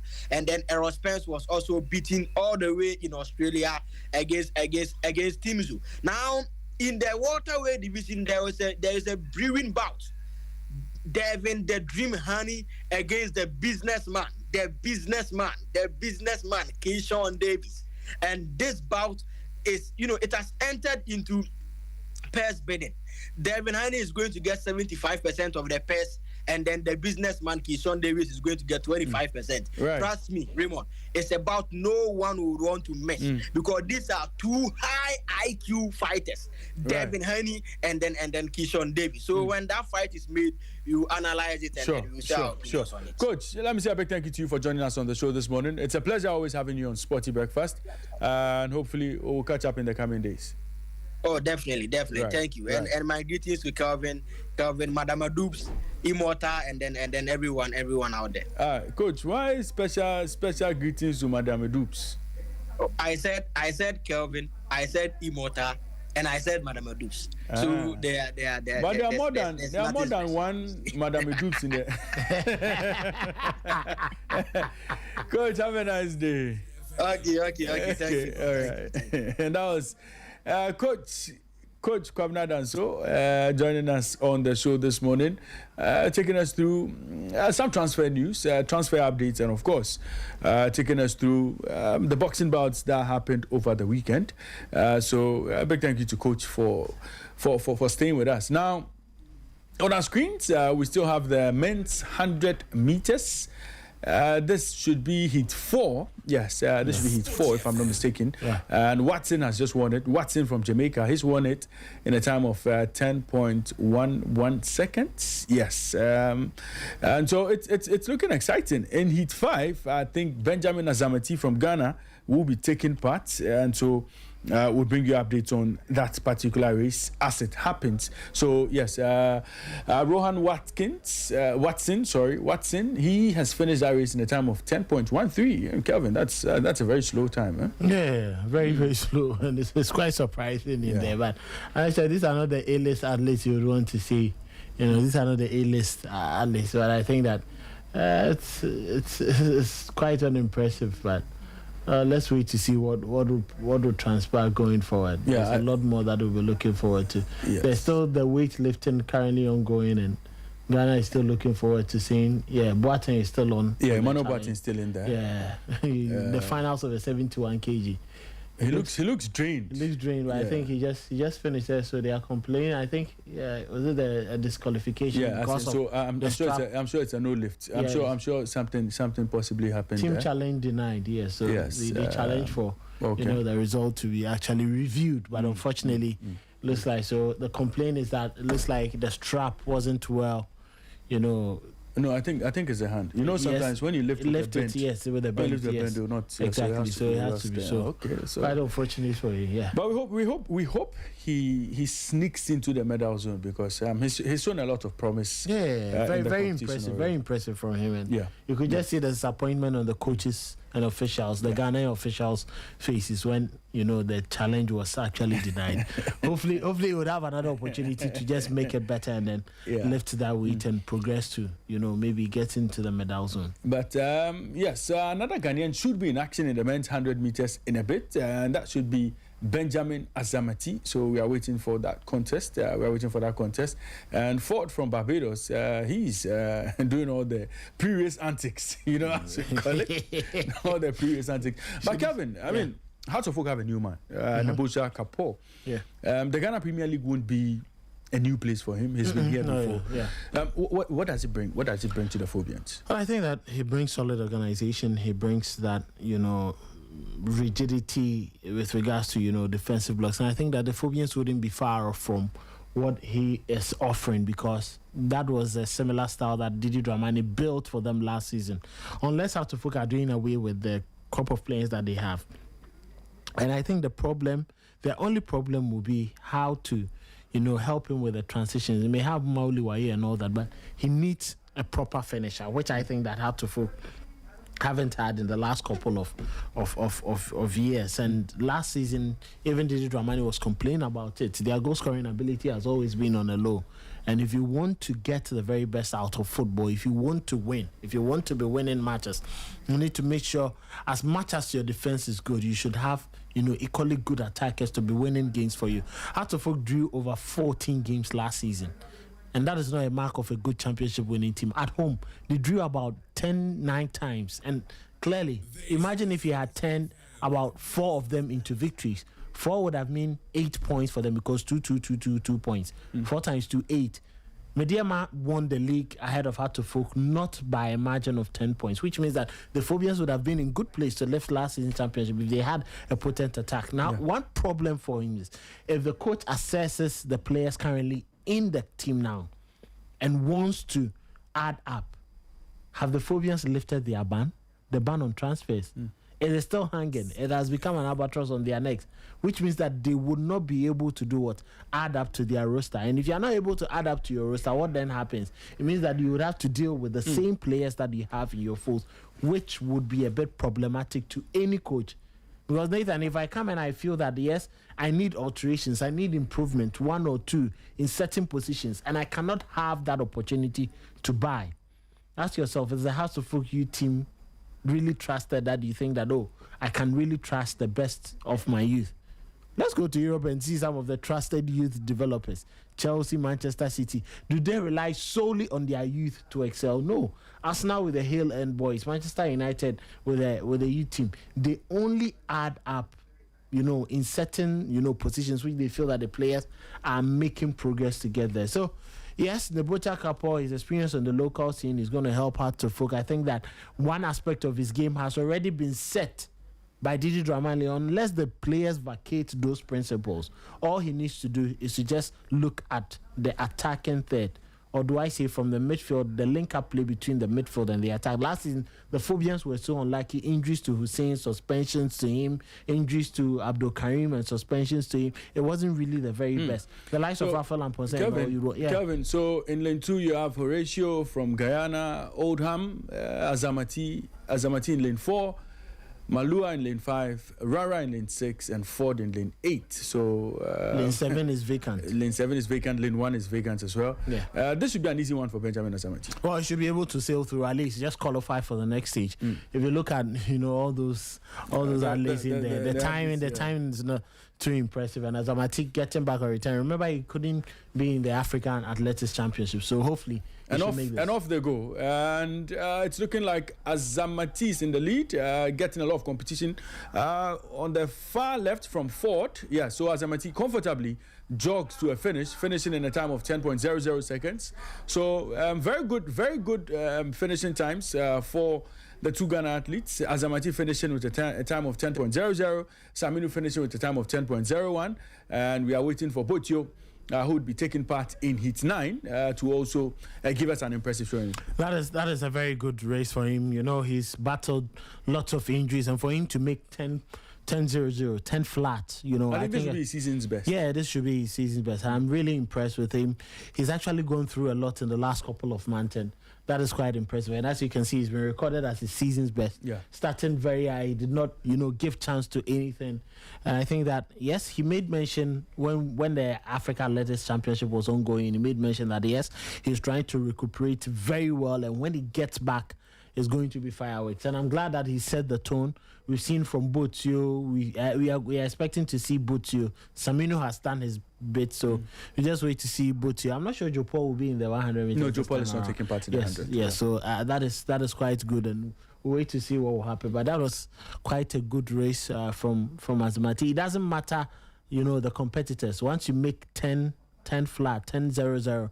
I think that is very good. Impressive from him, especially for someone recovering from an injury and getting into, an outdoor meet like this. That is quite impressive. Yeah, so the yes, distance was just quite. So Oldham made his personal best with 10.41.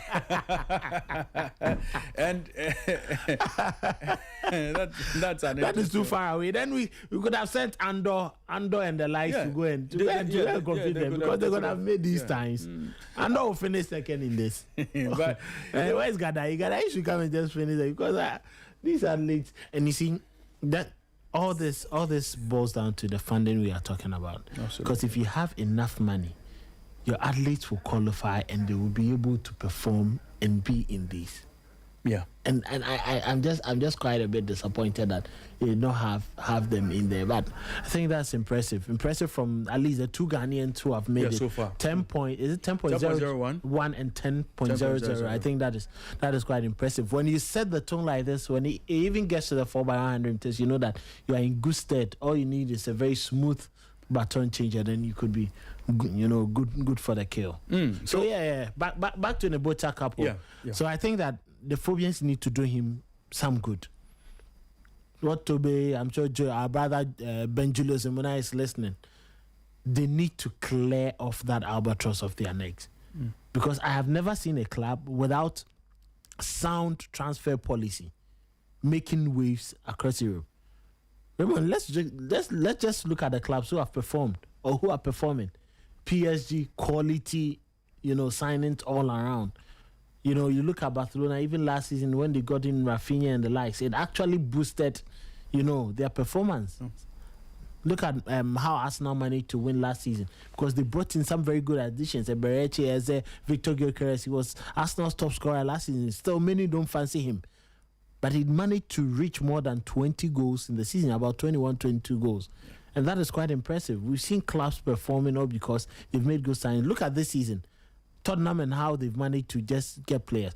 And even on the local scene, how Mediama SC, last season, the kind of signings, when they got Emmanuel Owusu, they had Prince Owusu, they brought in Fatah Suleiman, very much experienced to come shore up that left back position, in attack. They had a number of good players. They brought in Salim, who is currently with Al Hilal, performing very well. He scored a goal yesterday in that, Safa Cup that they played away in Rwanda. So if you want the very best, you need to be investing money. We had just heard from coach saying that Adriana have managed to keep Seydou Sana, and now they are looking for the services or the signature of Emmanuel Ano from Nations FC. We all know the importance or the quality that Ano brings to the fold. He's a very good scorer, witty on the ball, pacey and all that. If teams are getting quality, even Port City just came to the league and they've signed Gideon Waja. Yeah. They've signed Gideon Waja and they are still looking for very quality additions to add up. If you are bringing a coach like this, and we hear Richard Kinson is probably joining. Yeah, so Hearts of Oak confirmed yesterday that Nebosha was the first of many technical appointments. Yes, because Didi went with almost every one of his backroom staff. Okay. Because Najao Issa also followed Didi out of the team, and I'm sure Abdullah Ghazale also followed Didi Dramani out because it was Didi who brought him to the camp of the Phobians. So we'll wait to see, hopefully. And then they've signed this youth development. This guy very good when it comes to scouting, youth scouting. I've forgotten his name. Is he Emmanuel or something? Oh, okay. Yes. I'm sure it's he was with the junior team, right? Yeah. No, he wasn't there. He's been one of the very good, scouts that we've seen. I'm trying to get his name. It was just announced over the weekend. Okay. He's been one of the very good scouts that we've seen recently when it comes to youth football. So it's quite good in there. You look at Adriana, as we were talking about, they've already signed Samuel Tinedu and kept Sana, which means that they are showing up that midfield. If they get one attacker, Emmanuel Mafo is likely to be very much fit.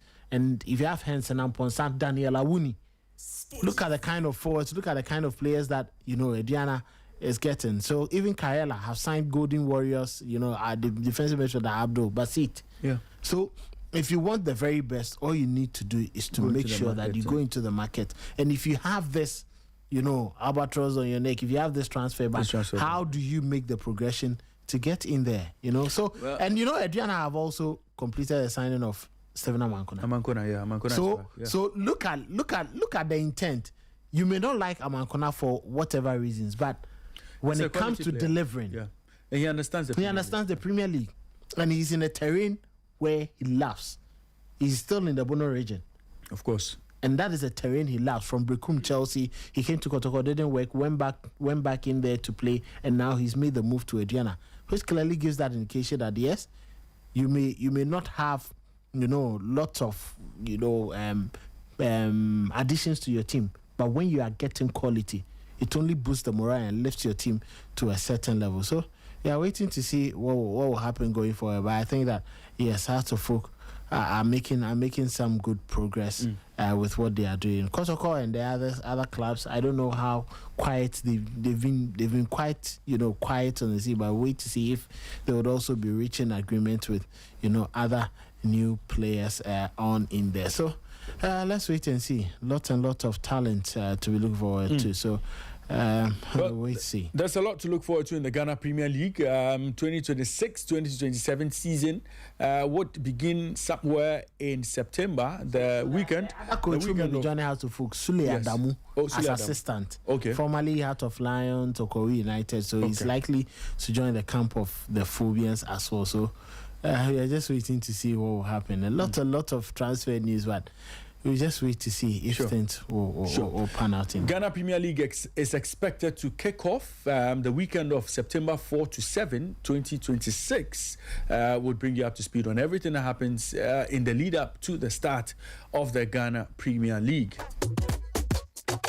This is still the Sporty Breakfast. You're live on Sporty 106.1 FM in Accra, 102.5 in Takoradi, and 91.3 in Kumasi.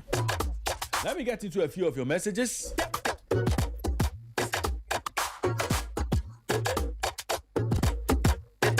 Let me get into a few of your messages. 0542571061, 0542571061. Share your thoughts with us on the show, and we'll be happy to share your thoughts with the rest of the world. Now, before we go, there's a little matter of the ITTF tennis championship currently ongoing. The ITTF Africa Youth Championship currently ongoing at the Portiman Sports Complex. And the good news for Ghana there is that teenage sensations Israel Akli and Joanita Bote, they ended Ghana's 39-year wait for an African table tennis gold after beating Tunisia in the final yesterday. The under-15 mixed doubles team, they won gold yesterday at the ongoing ITTF Africa Youth Championships under-15 mixed doubles. So that's good news on the front of table tennis players. And so we'll keep an eye on the competition. The competition ends on the 29th of July 2026. Let me read a few of your messages.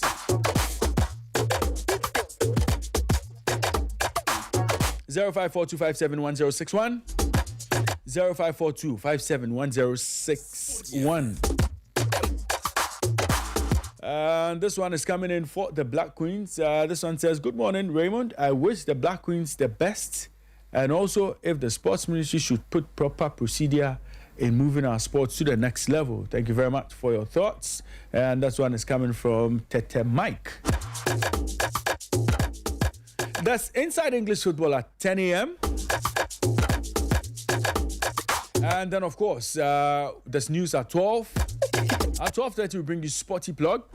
Nana Kwame Labi and the boys will be in. Immortal Jakwa Champo, he'll be telling us how to make money on Sporty Plug.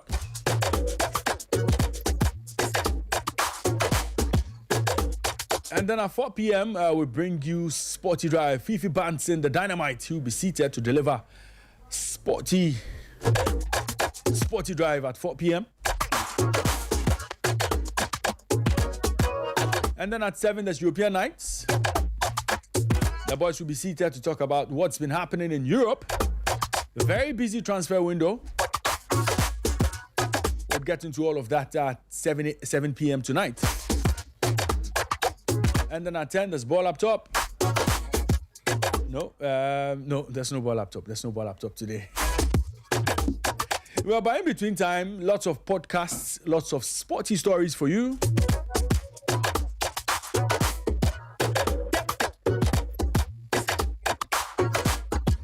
All you need to do is to keep your dial locked on Sporty 106.1 FM in Accra, 102.5 in Takoradi, and 91.3 in Kumasi.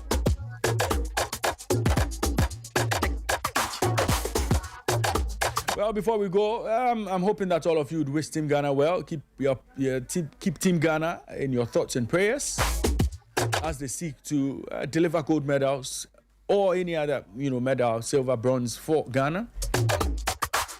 In the next few minutes, we are going to see Heat 9, 100 meters, Heat 9, and Ghana man Isaac Botio would be in action.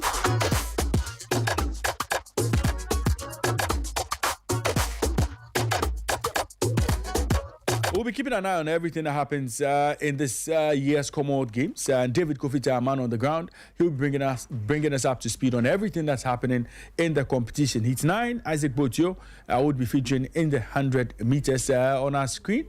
On our studio monitors, it's currently up to Heat 7. Yes, so we are watching Heat 7 at the moment. And so we'll see how things go as far as Team Ghana is concerned. But so far, Abdul Rashid Saminu and Benjamin Azamati, they have progressed to the next stage of the competition.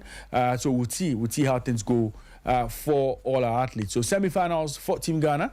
We'll see if they make it into the finals and possibly get into the medal zone. My name is Raymond Yamado. It's been a pleasure coming your way with another interesting edition of Sporty Breakfast. My wingman, Nathan Kwao, God willing, will be joining us tomorrow for another interesting edition of Ghana's #1 sports morning show. Let me say a big thank you to the entire production team, led by Immortal Jakwa Champon, Abigail Senasoso, Angela Mensa, Yusuf Desaja Isa, Fidelis Ntueje, Emmanuel Ayamga, David Kofitae,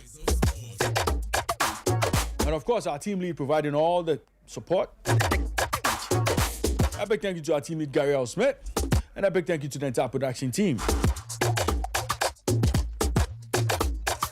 A big thank you to the technical team led by Biggie, Yeyo, Douglas, Jonathan, Trish. A big thank you to you for providing all the technical support we needed on the show today.